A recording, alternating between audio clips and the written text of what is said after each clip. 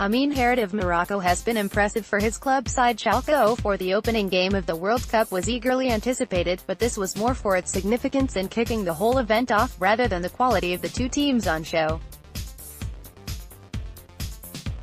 However, Saudi Arabia, with their group of players from their domestic league who not many people will have heard of, and Russia, well, with their group of players from their domestic league not many people will have heard of, began proceedings with an entertaining if one-sided goal fest. The hosts enjoyed the perfect start, putting 5 goals past the other team in their group who might be considered the weakest, proving they are at least the third best side in Group A. The Russians provided an enjoyable opening to the tournament, even if it was one-way traffic. The second day of the 2018 World brings 2 more high-profile games, but sandwiched between Egypt v Uruguay and Portugal v Spain, is another game which people may not be getting too excited about.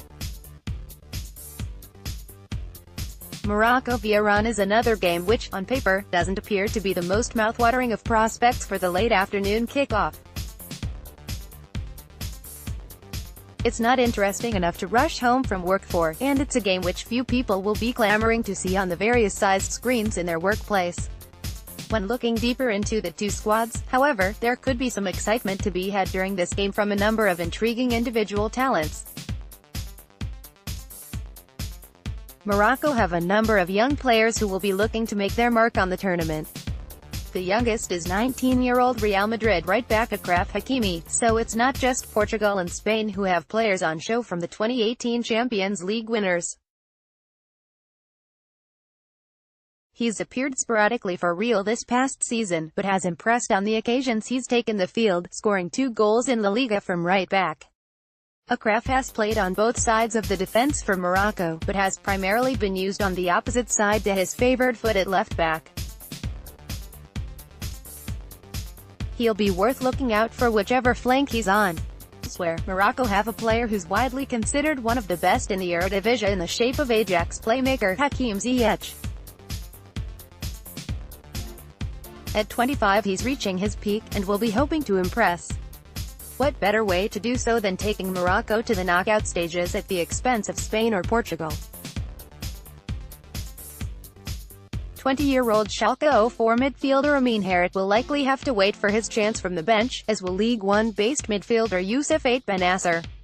It could be a case of too many playmakers and not enough finishers for Morocco, although in Casablanca-based striker Ayab El Kaabi, they may have found someone to finish off moves. The 24-year-old has been given the number 9 shirt, and will be looking to add to his excellent record of 11 goals from 10 caps with some World Cup strikes. It's not just Morocco who will be introducing a few unheard-of stars to the viewing public. Iran also have a couple of players who can light up a game if given the chance. They have a number of players who play their club football in Russia, including wing-back Milad Mohammadi and midfielder Saeed Azadollahi, who play for Akhmat Grozny and Amkar Perm respectively, but Rubin Kazan's Sardar Azmoun could be the real star. 23-year-old Azmoun has played in Russia for 5 years, including a spell at Rostov, so could enjoy some support from the home fans. If he can link up with talented as Alkmaar forward Alireza Jahanbakhsh, who topped the Eredivisie scoring charts last season and rivaled Ziyech as the league's best player, fans could be in for a treat. All of this depends on how Morocco's Hervé Renard and Iran's Carlos Queiroz decide to set their teams up. Both have a reputation for prioritizing defense over free-flowing attack, but some of these players can't be stifled even by the most defensive tactics. This will be a big game for both teams, as they'll think that a win against the other is a must to progress from the group. They'll then hope to cause an upset against one or both of the Group B giants as they plan their path to the knockout stages. With the talent in their ranks, they're more than capable of doing so. While the other games on Day 2 of the 2018 World Cup appear more glamorous, none could have a bigger say on the final group standings than Morocco v Iran. Let's hope it encourages the players to step up and perform, rather than retreat to the safety of their respective managers' tactical plans.